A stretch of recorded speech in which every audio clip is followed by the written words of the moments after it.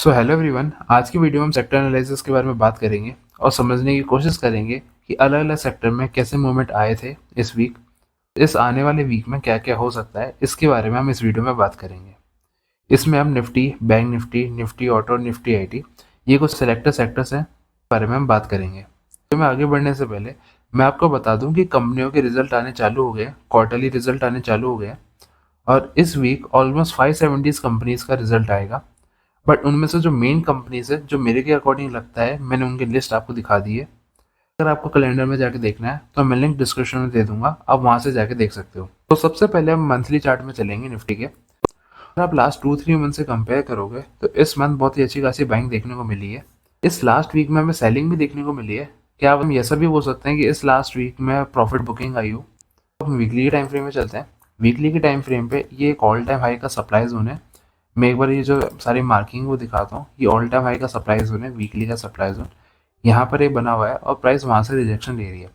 जैसे कि मैंने लास्ट संडे को वीकली एनालिसिस में बताया था कि इस वीक हमें सेलिंग देखने को मिल सकती है और ऐसा ही कुछ इस बार हुआ है। यहाँ पे क्लियरली देख सकते हो कि इस लास्ट 2 वीक से हमें सेलिंग देखने को मिल रही है। अब हम बात करें कि सेलिंग कहाँ तक आ सकती है, उसको समझते हैं।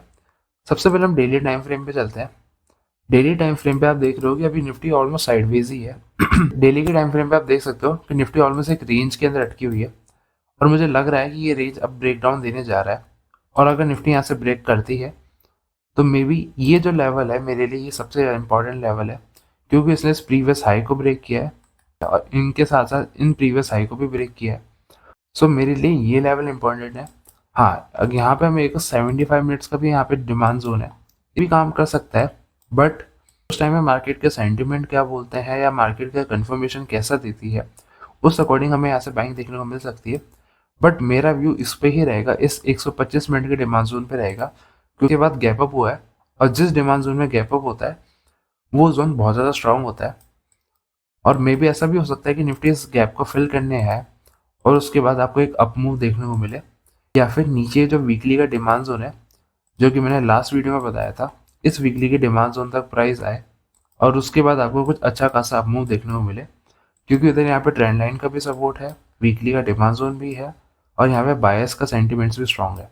तो इस वीक में मेरे को ऐसा लगता है कि निफ्टी के अंदर यहाँ तक सेलिंग आ सकती है और उसके बाद आपको कुछ बाइंग साइड की मूवमेंट देखने को मिले। निफ्टी की मूवमेंट को ज़्यादातर कंपनी के शेयर्स के रिजल्ट भी इम्पैक्ट कर सकते हैं और इस वीक में सबसे ज़्यादा रिजल्ट है, तो उसका भी इफेक्ट इस पर पड़ सकता है। क्या पता निफ्टी के अंदर और सेलिंग आपको देखने को मिले। अब हम चलते हैं निफ्टी बैंक के अंदर। निफ्टी बैंक में भी सबसे पहले हम मंथली टाइम फ्रेम पे चलेंगे। मंथली टाइम फ्रेम पे आप देख सकते हो कि निफ्टी बैंक इस अक्टूबर मंथ में बहुत अच्छी खासी रैली लेके आया है। निफ्टी बैंक अभी मंथली के टाइम फ्रेम पे तो स्ट्रांग लग रहा है। अब सबसे पहले उसके बाद हम वीकली टाइम फ्रेम पे चलते हैं। निफ्टी बैंक ने ऑल टाइम हाई लगाने के बाद यहाँ से प्रॉफिट बुकिंग आनी चालू हुई है या फिर यहाँ से सेलिंग आनी चालू हुई है। तो अगर निफ्टी बैंक के अंदर हमको यहाँ से सेलिंग देखने को मिलती है तो मैं इन जोन्स पे काम करूंगा, जिसके बारे में मैं अभी आपको बताऊंगा।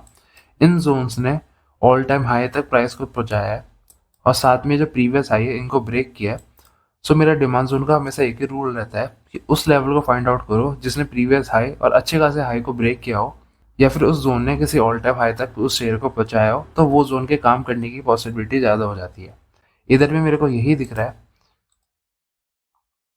यहाँ पे आप देख सकते हो, यहाँ पे भी एक 125 मिनट का ही डिमांड जोन है ये वाला।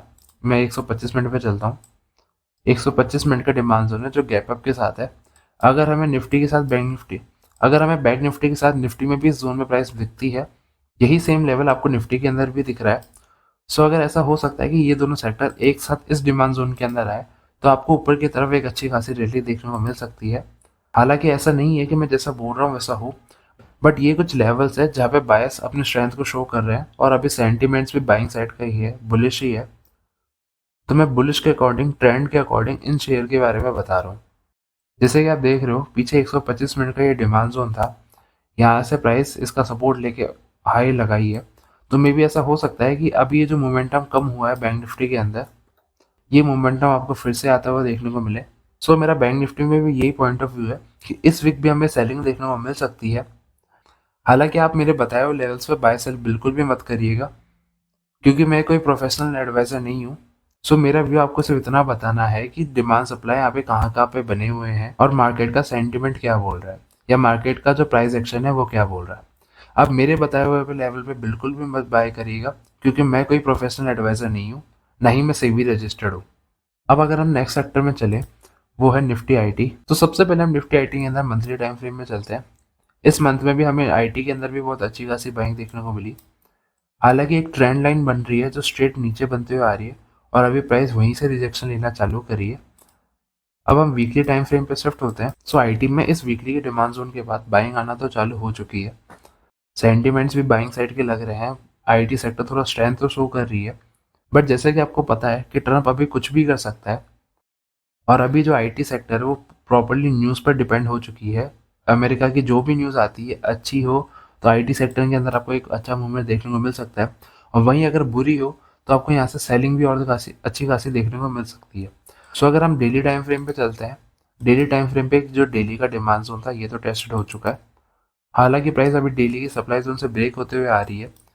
मे बी ये जो एक डेली का डिमांड जोन है ये एक बार काम कर सकता है। ये एक जोन है जहाँ पे मैं बाइंग साइड की ट्रेड ढूंढूंगा इसके सेक्टर्स के अंदर, इसके शेयर्स के अंदर, सेक्टर के शेयर के अंदर। मे बी ये जोन है, ये डेली का डिमांड जोन है। इसके अंदर मैं वेट करूंगा कि प्राइस आए, और इसके जो भी शेयर्स हैं उनके अंदर अगर मेरे को स्ट्रेंथ दिखती है तभी मैं बाय करूंगा। बट अभी भी ये जो ट्रेंड लाइन है इसका ब्रेकआउट अभी अच्छा खासा नहीं हुआ। अभी आईटी सेक्टर को थोड़ी और स्ट्रेंथ दिखानी होगी, ये प्रूव करने के लिए कि हाँ अब ट्रेंड रिवर्स होने जा रहा है, और आईटी सेक्टर के अंदर भी आपको एक अच्छा खासा मूवमेंट देखने को मिल सकता है। अभी भी मेरा व्यू थोड़ा कंजर्वेटिव ही है। अभी भी आप अवॉइड करो आईटी सेक्टर के अंदर काम करना। सो अभी भी आप थोड़ा कंजर्वेटिव ही प्ले करो। अगर आपको कोई भी ट्रेड मिल रही है तो उसको लॉन्ग टर्म के लिए होल्ड मत करो आईटी सेक्टर के अंदर, क्योंकि कुछ भी बैड न्यूज़ आ सकती है। अगर आईटी के अंदर इस वीक हमें कोई बाइंग देखने को मिलती है तब मेरा व्यू थोड़ा चेंज होगा आईटी को लेके। बट अभी भी मैं थोड़ा कंजर्वेटिव ही हूँ। मे बी ऐसा भी हो सकता है कि इस वीक से हमें यहाँ से सेलिंग देखने को मिले और प्राइस थोड़ा नीचे है। बट जब तक इस ट्रेंड लाइन का स्ट्रॉन्ग ब्रेकआउट नहीं होता तब तक मैं आईटी सेक्टर के अंदर काम करना या इसके शेयर्स के अंदर काम करना इंट्राडे के लिए करूँगा। बट लॉन्ग टर्म के लिए या फिर थोड़ा सा 1 मंथ 2 मंथ के लिए प्रेफर करना थोड़ा कम करूँगा। अब हम चलते हैं निफ्टी पीएसयू बैंक की। निफ्टी पीएसयू बैंक में लास्ट 2 मंथ से बहुत अच्छी खासी बाइंग आई है, और इसने मोस्टली हर एक सेक्टर को आउट परफॉर्म किया है। आप क्लियरली चार्ट पे देख सकते हो कितनी अच्छी खासी स्ट्रेंथ है, और अभी पीएसयू बैंक एक होल टाइम हाई पे बैठा है। ये था प्रीवियस हाई। अब इसको ब्रेक करके पीएसयू बैंक ऊपर सस्टेन कर रहा है, जो कि बाइंग साइड की स्ट्रॉन्ग स्ट्रेंथ को दिखा रहा है। अब अगर हम वीकली टाइम फ्रेम पे चलते हैं, वीकली टाइम फ्रेम भी आप देख सकते हो कि प्राइस एक कंटिन्यू ऊपर जा रही है। बीच में बस एक वीक ही हुआ था जहाँ पे प्रॉफिट बुकिंग आई थी, बट उसके बाद हमें स्ट्रेंथ अभी भी पीएसयू बैंक में कंटिन्यू है। अब हम डेली टाइम फ्रेम पे चलते हैं। डेली टाइम फ्रेम पे आप देख सकते हो कि प्राइस अभी एक चैनल में मूव कर रही है, और अभी इस चैनल का भी थोड़ा सा ब्रेकआउट आया है। मेरा व्यू अभी भी पीएसयू बैंक को लेकर थोड़ा पॉजिटिव ही है। अगर हमें किसी लेवल्स पे बाय करना है वो तो एक ये लेवल्स हैं, ये जो 2 लेवल है। अगर प्राइस इन जोन के आसपास आती है तो आपको बाइंग जरूर देखने को मिलेगी पीएसयू बैंक के अंदर। और सो मेरे को निफ्टी और बैंक निफ्टी को देखते हुए इसमें भी ऐसा लग रहा है कि जब निफ्टी बैंक निफ्टी नीचे आएंगे तो ये भी एक बार थोड़ा पीएसयू बैंक में नीचे लेके आएगा। सो मेरे को इस अभी पीएसयू बैंक में भी ऐसा ही लग रहा है कि हमें यहाँ से सेलिंग देखने को मिलेगी। आप यहाँ पे देख सकते हैं एक बियरिश सिंगल बन चुका है। सो मे बी पॉसिबल है कि हमें यहाँ से एक थोड़ी सी सेलिंग देके इन डिमांड जोन तक, इन 2 डिमांड जोन है यहाँ तक हमें एक सेलिंग देखने को मिले, और उसके बाद ही हमको बाइंग देखने को मिल सकती है। बट ऐसा भी नहीं है, मे बी यहाँ से बाइंग कंटिन्यू भी रह सकती है। बट अभी इतना टॉप पे एंटर होना रिस्की हो सकता है, ये आप अज्यूम करके कि यहाँ से प्राइस ऊपर जाएगी। बट टेक्निकल एनालिसिस में जो सबसे बेस्ट वे एंट्री लेने का वो जोन पे ही है, और इनके जोन थोड़ा नीचे बन रहा है। तो आपको सबसे पहले पीएसयू बैंक के अंदर यहाँ तक आने का वेट करना होगा। थोड़ी यहाँ से प्रॉफिट बुकिंग आने दो, वेट करो। इन डिमांड जोन के अंदर अगर आपको कुछ कंफर्मेशन मिलता है, इसके शेयर्स में कुछ कंफर्मेशन मिलता है, तो उस अकॉर्डिंग आप अपने बाइंग या सेलिंग देख सकते हो। सो पीएसयू बैंक में ओवरऑल लॉन्ग टर्म प्रोस्पेक्टिव तो अभी मेरा बाइंग साइड का ही है। बस शॉर्ट टर्म में देखें, इस वीक में देखें तो हमें सेलिंग देखने को जरूर मिल सकती है। अब हम अब हम बात करते हैं निफ्टी ऑटो की। निफ्टी ऑटो में हम मंथली टाइम फ्रेम पे चलते हैं। मंथली टाइम फ्रेम आप देख सकते हो कि ये जो मंथ है अक्टूबर मंथ, ये निफ्टी ऑटो के लिए अच्छा नहीं था। बट लास्ट 2 मंथ से तो बहुत अच्छी खासी बाइंग आई थी। बट इस मंथ में आप बोल सकते हो कि निफ्टी ऑटो के अंदर प्रॉफिट बुकिंग आई है। बट इसके अंदर होगा क्या, उसको हम छोटे टाइम फ्रेम के अंदर चल के समझते हैं। उससे पहले हम वीकली टाइम फ्रेम पे चलते हैं। वीकली टाइम फ्रेम पे भी आप देख रहे हो कि प्राइस एकदम साइडवेज हो चुकी है। डेली टाइम फ्रेम पे हम शिफ्ट होते हैं, प्राइस अभी एक रेंज में है। और मैंने जो सबसे पहली वीडियो बनी थी उसके अंदर भी यही बोला था कि प्राइस के अंदर अगर मोमेंटम खत्म हुआ है तो प्राइस इसी जोन के अंदर कंसोलिडेट करके इस वीकली और डेली की डिमांड जोन में आए। तो मेरा व्यू अभी भी इसके अंदर यही है, प्राइस यहाँ से इस डिमांड जोन तक आ सकती है, उसके बाद ही आपको ऊपर नया हाई लगने को देखने को मिल सकता है। हालांकि अब रिजल्ट वीक चल रहे हैं और कंपनी के अभी ऑटो सेक्टर की कंपनीज के रिजल्ट आने वाले हैं, और इस वीक महिंद्रा महिंद्रा का रिजल्ट आने वाला है। तो मे भी ऐसा हो सकता है कि इन्वेस्टर भी वेट कर रहे हो कि कंपनी का रिजल्ट कैसे आता है, उसके बाद ही हम इन्वेस्ट करें। जैसे कि हम टेक्निकल एनालिसिस फॉलो करते हैं, तो उसमें हम किसी भी टाइप की न्यूज़ को हम फॉलो नहीं करते जब तक के लिए वो एक रेयर सिनेरियो नहीं हो जाए कि कुछ ऐसी न्यूज़ आ गई जो बहुत ही ज़्यादा कंपनी के लिए बुरी है। हम किसी भी टाइप की न्यूज़ को ज़्यादा इंपॉर्टेंस नहीं देते, हम प्राइस एक्शन को ज़्यादा इंपॉर्टेंस देते हैं। और इसके प्राइस एक्शन को देखते हुए मेरे को ऐसा ही लग रहा है कि एक बार के लिए आपको यहाँ से सेलिंग देखने को मिलेगी, इस वीक या इसके नेक्स्ट वीक आपको सेलिंग देखने के इसके अंदर ज़रूर मिलेगी, और उसके बाद ही आपको एक नया हाई बनते हुए देखने को मिल सकता है। सो ये थी मेरे सेक्टर एनालिसिस की वीडियो। सो ये मेरा जो मेजर सेक्टर एनालिसिस था जिनके अंदर मेरा व्यू क्लियर था, उसके बारे में मैंने आपको बता दिया। और अब हम बाकी सेक्टर्स के बारे में जल्दी से समझ लेते हैं। यहाँ पे आप देख रहे हो निफ्टी मेटल्स के अंदर भी एक ब्रेकआउट आ चुका है और प्राइस ऊपर अच्छा खासा मूवमेंट ऊपर की तरफ दे चुकी है, ऑल टाइम हाई लगा चुकी है। अब बट अगर आप इसके शेयर्स में जाके देखोगे तो एक टाटा स्टील ही है जिसने एक ऑल टाइम हाई लगाया है, और मोस्टली बाकी सारी कंपनीज ने अभी मतलब अपना ऑल टाइम हाई नहीं लगाया है। जैसे सेल हो गया, वेदांता हो गया। वेदांता भी ऑल टाइम हाई को टच करके आया है पर उसने अपना इतना स्ट्रॉन्ग क्लोजिंग नहीं दी है। सो मेटल सेक्टर के अंदर हमें इस वीक देखना होगा। मेरे हिसाब से अभी मेरे को मेटल सेक्टर में लगता है कि हमको एक अच्छा खासा बाइंग देखने को मिलेगा। अगर हम बात करें निफ्टी एफएमसीजी की, निफ्टी एफएमसीजी में 15 अक्टूबर से हमें एक मूवमेंट देखने को मिला क्योंकि रिजल्ट आने वाले थे कंपनियों के। अब कंपनियों के रिजल्ट पे ही अभी एफएमसीजी डिपेंड कर रही है। जैसे कि मैंने आपको हर वीडियो में बताता था, जैसे मेरे को एफएमसीजी के अंदर कुछ मोमेंटम बनते हुए दिखता है तब मैं आपको बता दूंगा।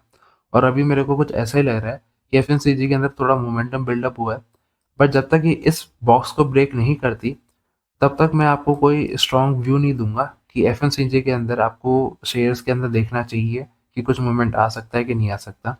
वही अगर हम बात करें निफ्टी एनर्जी की, निफ्टी एनर्जी में भी आप देख सकते हो कि एक हायर लो बनते हुए चल रहा है। मे बी जब तक यहाँ से एक ब्रेकआउट नहीं आता तब तक मैं एक बाइंग साइड की ट्रेड नहीं ढूंढूंगा, क्योंकि अभी यहाँ पे कोई डिमांड जोन नहीं बन रहे जिसके अंदर मैं बाय करने की साइड के ढूंढूं, इसके शेयर्स के अंदर भी कोई बाय साइड का ढूंढूं।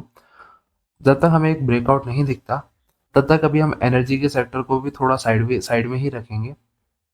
मे बी हम नेक्स्ट वीक में इसकी बात करेंगे कि यहाँ से ब्रेकआउट आया है कि नहीं आया। सो इस वीडियो में इतना ही था। मैं आपसे एक बात और बताना चाह रहा था कि इस वाले वीक में मैं टाइम फ्रेम के ऊपर सीरीज लाने वाला हूँ, जहाँ पर मैं आपको टॉप डाउन अप्रोच कैसे करते हैं, अगर आप इन्वेस्टर बनना चाहते हो तो आपको कौन सा टाइम फ्रेम यूज़ करना चाहिए, स्विंग ट्रेडिंग के लिए कौन सा टाइम फ्रेम यूज़ करना चाहिए, ये सारी चीज़ें मैं क्लियर करूंगा। और साथ में आपको बैक टेस्ट करके बताऊंगा कि अलग अलग टाइम फ्रेम का कैसे कंबाइन करके आप ट्रेड ले सकते हो। सो अगर आपको वो वीडियो भी देखनी है तो आपको मेरे चैनल को सब्सक्राइब करना होगा और बेल आइकन दबाना होगा, क्योंकि इसके बाद मैं वही वीडियो डालूंगा और जैसे ही वो वीडियो अपलोड होगी आपको नोटिफिकेशन मिल सके। तब तक के लिए अगर आपको ये वीडियो अच्छी लगी हो तो वीडियो को लाइक शेयर सब्सक्राइब जरूर करना।